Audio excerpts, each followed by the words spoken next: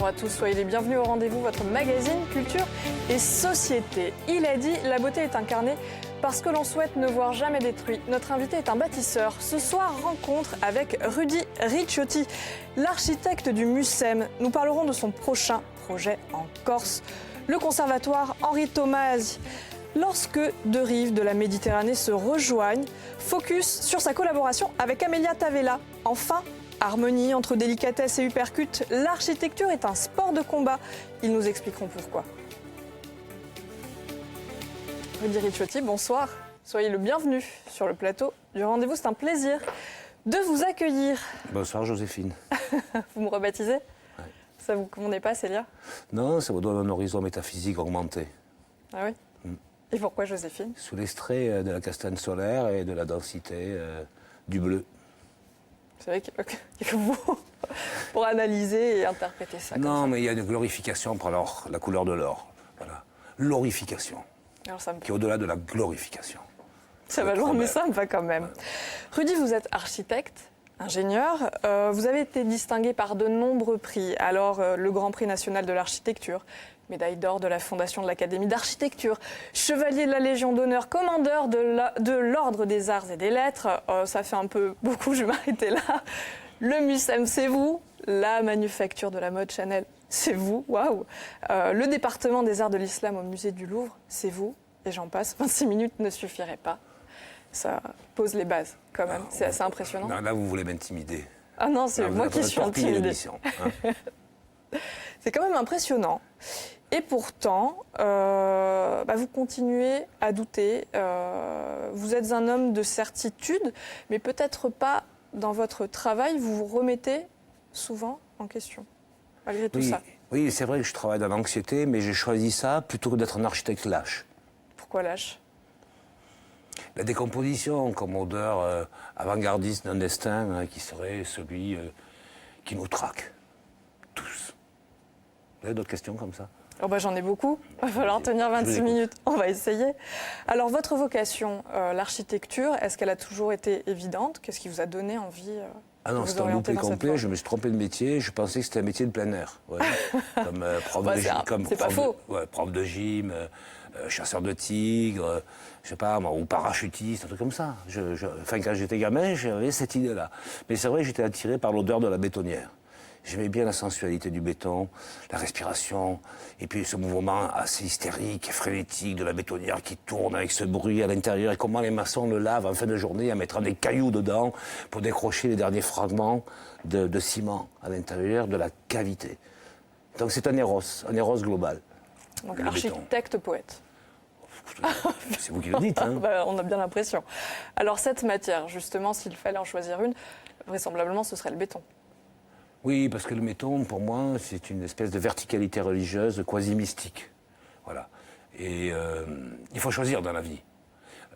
Soit l'on se drogue, soit l'on pratique le béton. J'ai choisi de pratiquer le béton. C'était meilleur pour la santé. C'était beaucoup plus laborieux, mais plus avantageux du point de vue financier. Donc vous avez fait le bon choix. Ouais.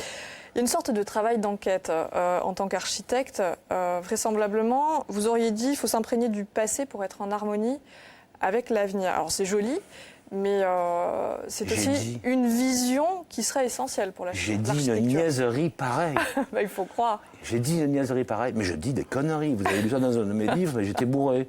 Non, je pense qu'il y a une continuité entre mémoire et futur. Il y a une continuité entre conservation et création. Il n'y a pas de rupture. Seuls les idiots pensent à cette rupture. Je crois que celui qui n'a jamais bu de vin corse peut imaginer qu'il y a une rupture.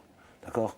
Et lorsqu'on boit du vin corse, lorsqu'on est dans cette ivresse permanente, on comprend qu'il y a une continuité entre passion et dépression. Ou entre compression et disparition. Il y a un fil qui tient tout ça. Il y a un fil qui tient tout ça, absolument. Et ce fil qui relie tout ça, ce sera ce que vous voulez. Ne comptez pas sur Joséphine. moi. Décidément, mettre des punchlines. Je vais vous appeler Rudy ou je vous appelle Napoléon ? Napoléon, s'il vous plaît. Comment on fait ? Napoléon. Attendez, très haut. Napoléon, s'il vous plaît. J'ai pas de bicorne, je suis désolée. Alors, vous avez également écrit l'architecture est un sport de combat. Est-ce que c'est une provocation ou c'est une réalité ? Non, c'est absolument pas une provocation. C'est une intuition, mais aussi une réalité que tous les architectes vivent. C'est un métier extrêmement difficile. Et je tiens à dire d'abord que les architectes français sont de très très beau niveau sur la scène européenne et qu'ils souffrent. C'est une réalité. Hein. Là, il n'y a pas d'humour et c'est un métier de fantassin au quotidien. Pourquoi ? Mètre après mètre, pour conquérir, pour développer, pour affermir des positions. Face à une adversité, notamment celle d'une bureaucratie qui délire, qui est devenue complètement paranoïaque. Vous savez, Napoléon a inventé la démocratie, et la réalité de la bureaucratie aujourd'hui, c'est de comploter contre la démocratie. Vous voyez ? C'est un peu ça. Et c'est Napoléon qui écrit le Code civil, etc., qui a pour objet d'organiser le fonctionnement démocratique. Et lorsqu'on voit aujourd'hui le délire de la bureaucratie française, notamment l'affrontement de l'État avec la légitimité des points de vue des élus corses, quand même, hein, on ne peut pas s'empêcher de penser que la bureaucratie, au plus haut niveau, a compris qu'en fabriquant de la nuisance, elle renouvelle son territoire existentiel. C'est un peu pataphysique, c'est un peu paranormal, mais c'est beaucoup la vérité. Donc vous allez au front. Je ne vais pas au front, on y va tous. Amélia va au front. D'ailleurs, ce sera donc votre rencontre. Mais oui. À venir. Alors, on a parlé de poésie, enfin en tout cas j'ai parlé de poésie. Est-ce qu'il y a une sorte de prose dans l'architecture à mettre l'espace en mouvement ? Écoutez, c'est déjà assez difficile de mettre l'espace en stabilité. Il existe de nombreuses névroses, notamment la déconstruction, vous savez, qui nous vient des États-Unis, qui fait partie des dernières as de l'impérialisme, des mythologies anglo-saxonnes. La déconstruction, ça se soigne avec des neuroleptiques. Et le mouvement en architecture, c'est l'homme emporté de l'ivresse. On y est ou on n'y est pas. Je crois que le mouvement a pour emporter, a pour écho d'introduire un peu d'ivresse dans l'architecture. Ce qui nous manque. Parce que l'horizon plat du politiquement correct se confond avec l'horizon de la mort, voyez-vous. Voilà. Et c'est pas l'horizon comme critique générale, je serais un idiot davantage que je le suis par nature, mais je crois qu'on peut imaginer que certaines gesticulations furent utiles. Vous allez vous donner l'impression d'être sceptique. Sceptique, agnostique. Agnostique. Ouais, agnostique. À ce point-là. Oui, je suis un agnostique anarcho-chrétien. Ou je suis un anarcho-narco-chrétien, agnostique repenti. Voilà, vous êtes un concept à vous tout seul. Ah non, pas du tout. Attendez, là, vous me foutez de ma gueule, c'est un peu rapide pour une émission aussi brève. Ah non. Non, vous avez bien perçu la désillusion comique qui est la mienne, évidemment. Mais c'est une désillusion comique qui a pour objet de m'éviter de sombrer dans davantage. Parce qu'au-delà de la désillusion, c'est le suicide, tu vois. Non, c'est le suicide, dommage d'en arriver jusque-là, c'est suicide où tu te irréversible. tranches la main, et là, il y a du vin qui sort des veines, tu vois, ou, je sais pas, du jus de tomate, enfin, un autre produit, imaginons. On en était où dans le débat ? Oh, je sais pas, mais on s'était un peu perdu. Si, puisqu'on parle de sang, on en venait à la corrida. C'est l'une de vos passions. Elle ne laisse personne indifférent, soit on l'aime, soit on la déteste. Est-ce qu'il y a une analogie avec l'architecture pour vous ? C'est probable. C'est ce que l'on pourra désigner comme étant l'horizon métaphysique. La corrida, c'est une discipline extrêmement féminine. C'est le maître qui est la femme. Et la manipulation que l'on doit sur la matière, nous, dans l'architecture, fait de nous, si l'on veut, des êtres sensibles, des femmes. Mais on n'y voyait aucune démagogie. Je pense que l'architecture est une discipline fondamentalement féminine. Et là, on voit la caricature chez les architectes qui pensent devoir prouver leur statement, j'aime pas ce mot anglais, en tant qu'homme. C'est une espèce de raideur chronique, critiquable probablement, mais j'avais dire à mes collègues qui rêvent d'être des architectes raides que c'est la nuit qu'il faut être raide, davantage que le jour. Vous avez d'autres questions ? Oh bah oui, quelques-unes, mais on va essayer de passer à un sujet qui vous plaît tout Vous voyez, autant. je suis un peu agité, mais voilà. Ça vous arrive d'être calme ? Pas en Corse, en tous les cas. Certainement pas en Corse. Avec ce que j'ai bu chez Romuald hier soir. Le Décidément, génie nous de la en- cuisine corse. On le salue. Si on parlait de Méditerranée, qu'est-ce que ça vous évoque ? Une passion, là aussi ? Un gigantesque malentendu. Je pense que c'est une mer de fous entourée de cinglés. C'est une déchirure qui ne cicatrisera jamais. C'est un horizon métaphysique périlleux. C'est un piège, la Méditerranée. C'est un piège. Pourquoi ? Ne serait-ce que dans l'imaginaire, je dirais des auteurs anciens, on voit bien, vous le savez très bien, vous qui êtes une grande connaisseur des mythologies sur les femmes, dans l'écriture, dans la narration, un territoire méditerranéen, surtout du côté de l'horizon grec, il y a essentiellement du malentendu. Essentiellement du malentendu. Voilà. Après, d'ailleurs, je le traite dans un livre que je viens de sortir, qui est imprimé aujourd'hui, sorti de presse aujourd'hui, qui s'appelle Je te sers un pastis, sous-titre Conversation avec moi-même, tu vois, un peu. Comme si je me prenais pour Marc Aurèle, tu vois, un peu dans Penser pour moi-même. Ah bah oui. Où je développe justement ces grands malentendus, je décortique tous les mythologies qu'on fabriquait, les mauvaises consciences ou les vraies fausses consciences actuelles, avec tout le baratin qu'on nous fait sur la Méditerranée. La Méditerranée. Sans modération, celui-ci. Absolument, sans modération, mais ça va me valoir probablement mon premier procès. Voilà. Le premier ? Ouais, le premier pour défaut, ou pour déficit de point de vue, ou pour égarement. Donc un nouveau registre. Doctrinaire, ouais. Une nouvelle page. Pour égarement doctrinaire. Ouais. Rudy, la Corse dans tout ça, il fallait bien qu'elle arrive un jour. Écoutez, j'ai qu'un regret dans ma vie, c'est de ne pas être né corse et juif. J'aurais tellement aimé naître corse et juif, vous entendez ? On le note, voilà. en tout Oui, cas. Et corse, tout le monde l'a corse et entendu. juif, ouais. Je ne sais pas pourquoi, je me fais une idée glorieuse de cette identité. J'ai énormément d'admiration pour la Corse, mais tellement que même ma compagne me dit le jour où je te quitte, c'est pour vivre avec un Corse, et je ne sais pas quoi lui répondre, si ce n'est je ferai pareil. Avec un Corse, avec une Corse, vous voyez, au titre de la réplique. Voilà. Bah oui, vous faites ce que vous Elle voulez. Elle me menace régulièrement. Et vous avez peur ? Un peu. Il faut pas. C'est un beau peuple, hein. C'est quand même un beau peuple. Hein. Oui, on ne va pas vous contredire.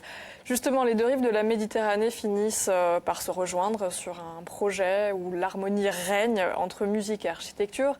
Alors, il s'agit du futur conservatoire Henri Thomas. C'est un projet réalisé à quatre mains, avec une Corse évidemment. C'est le moment de la rencontre. Suivez-moi.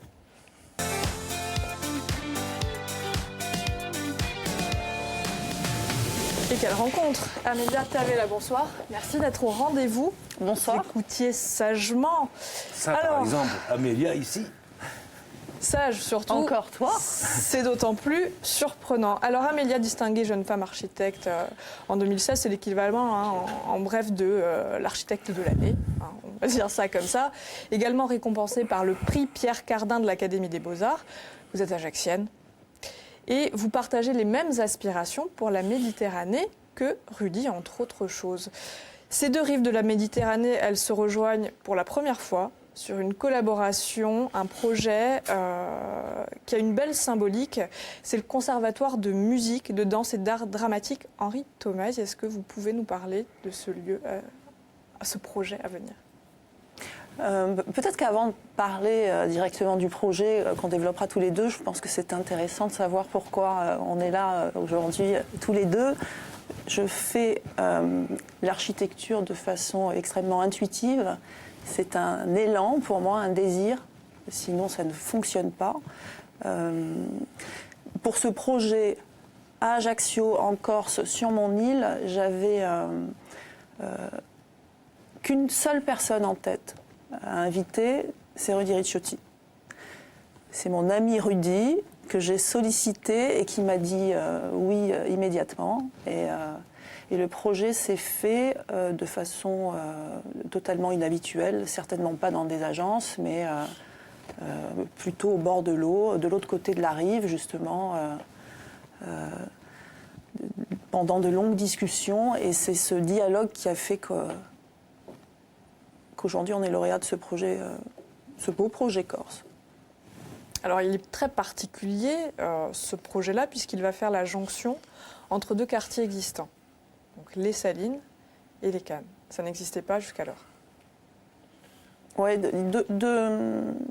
l'histoire de ces quartiers et en effet a toujours montré quelque chose d'assez séparé. Les quartiers ont toujours été séparés.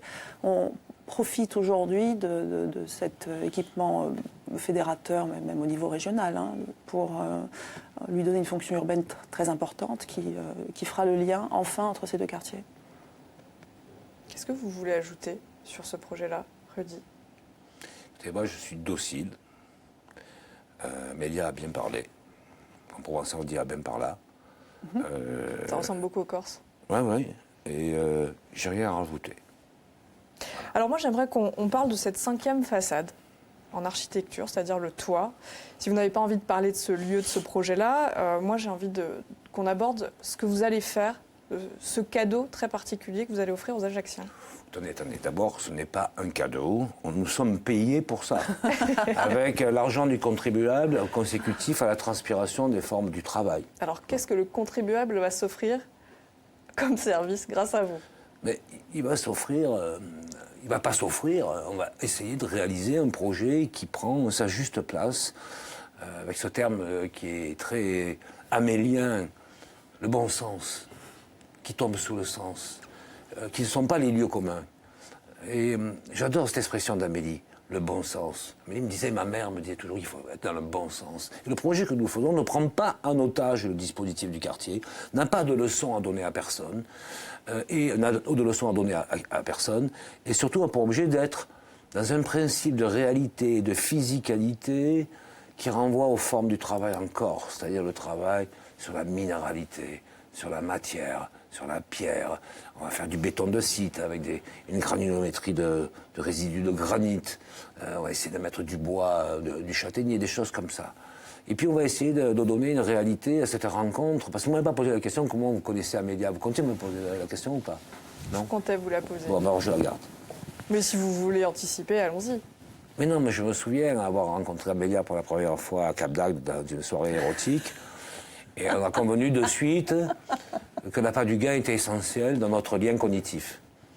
Mais vous savez, une manière de dire des choses comme ça, c'est une manière aussi d'échapper aux vertus accablantes, aux fausses vertus accablantes du politiquement correct, à l'ennui, vous voyez. Et Amélia est une grande architecte, c'est une grande dame. Elle est très structurée, elle a un grand destin devant elle. Et je crois qu'elle mérite autre chose de ma part que des réponses qui soient dans un ordinaire et un banal accablant.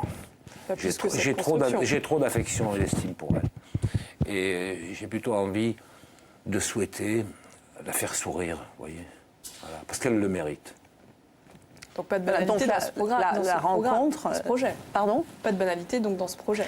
Certainement, la banalité c'est l'ennui. Donc certainement jamais de banalité, beaucoup de risques et beaucoup de désirs. Et, alors, indépendamment de notre rencontre, un projet assez complexe parce que des contraintes dans tous les sens, une attente du quartier extrêmement forte, un site particulièrement contraint, relief, géométrie du lieu, tout ça, on a fait cohabiter tout ça ensemble, hein, une programmation aussi tout aussi complexe. Pour en faire quelque chose de simple, c'est toi qui disais. De simple. La réponse est simple. Oui. Mais dans le shaker, il y a beaucoup de complexité. Une évidence. Il fallait qu'on vienne se glisser avec beaucoup de subtilité sur ce site chargé. Vous êtes affranchi de toutes ces contraintes? Vous avez le sentiment, en tout cas, d'y On avoir... ne s'est absolument pas affranchi des contraintes. On en a fait la force du projet. Et ça a été un énorme sudoku qu'on a fait exister. J'ai face à moi un maître qui touche des curseurs et qui fait qu'on a l'impression de faire les choses bien. Et c'est extrêmement agréable. Sans effort. Exactement. Surtout quand on fait ça dans un cadre idyllique. C'est absolument incroyable d'avoir cette sensation que les choses se font avec autant de facilité. Vous nous mettez des verres sur la table, il n'y a rien dedans. C'est un attrape. C'est de la dégo, c'est de la déco, quoi. Hein? C'est ça. C'est ça. Alors, moi, j'aimerais qu'on parle de votre particularité dans le travail, une architecture intégrée. Je suis extrêmement soucieuse et respectueuse du contexte dans lequel je travaille parce que j'ai un amour fou pour l'île sur laquelle je suis née. J'ai pour mission, je pense, de lui rendre honneur au quotidien. C'est ce que je fais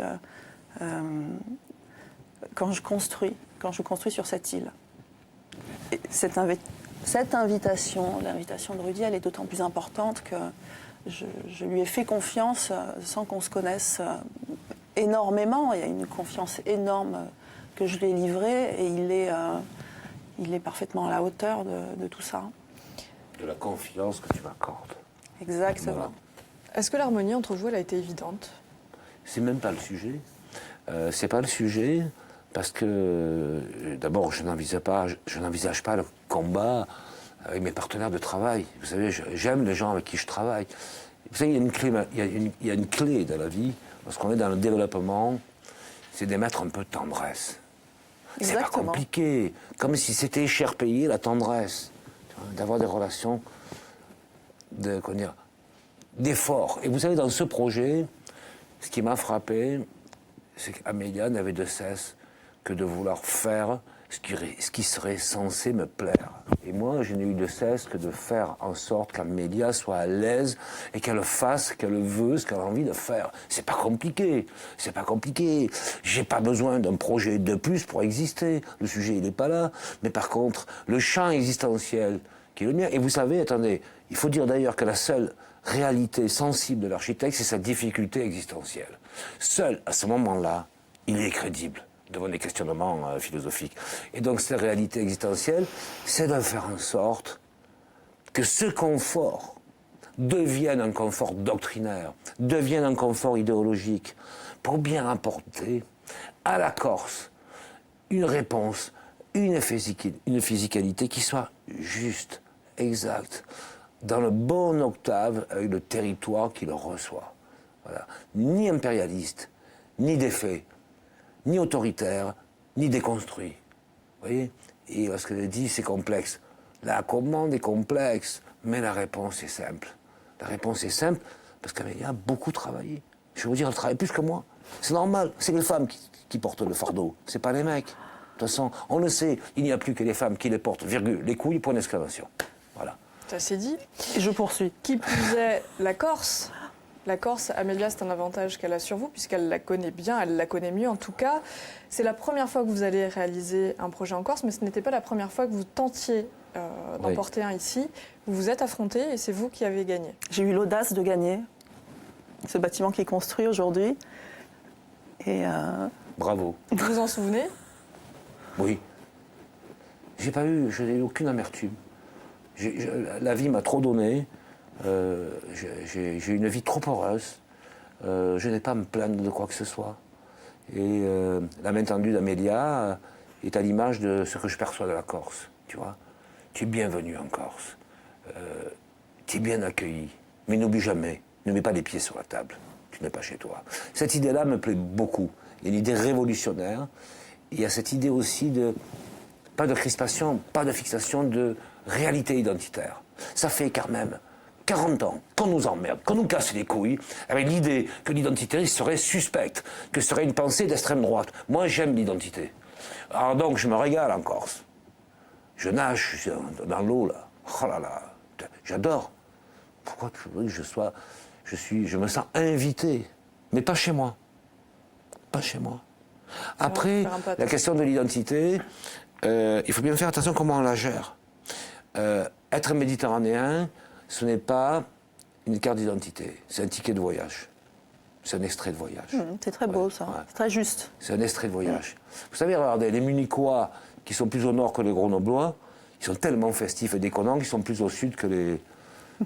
Ils sont plus méditerranéens que les Grenoblois. Alors l'émission est bientôt terminée. Amélia, une question. Comment on fait pour garder son identité face à quelqu'un qui a tellement de tempérament et une identité si forte? J'ai certainement autant de personnalité que la personne qui fait face à moi, là. Je vous le confirme. Parce qu'elle n'a pas seulement des couilles, elle a du cœur. Et ça, c'est la clé de voûte. C'est la charpente. C'est la charpente, presque j'ai envie de dire christique, pardonnez-moi d'utiliser un mot Et comme je ça. suis, Voilà. je suis absolument ravie d'avoir je n'ai même pas eu à convaincre Rudy de venir en Corse. Je suis absolument ravie qu'on ait été lauréat de ce projet-là parce qu'il va apporter à la Corse toute sa pensée, toute sa philosophie, pas seulement sur l'architecture. On a passé une très belle journée avec beaucoup d'élus hier.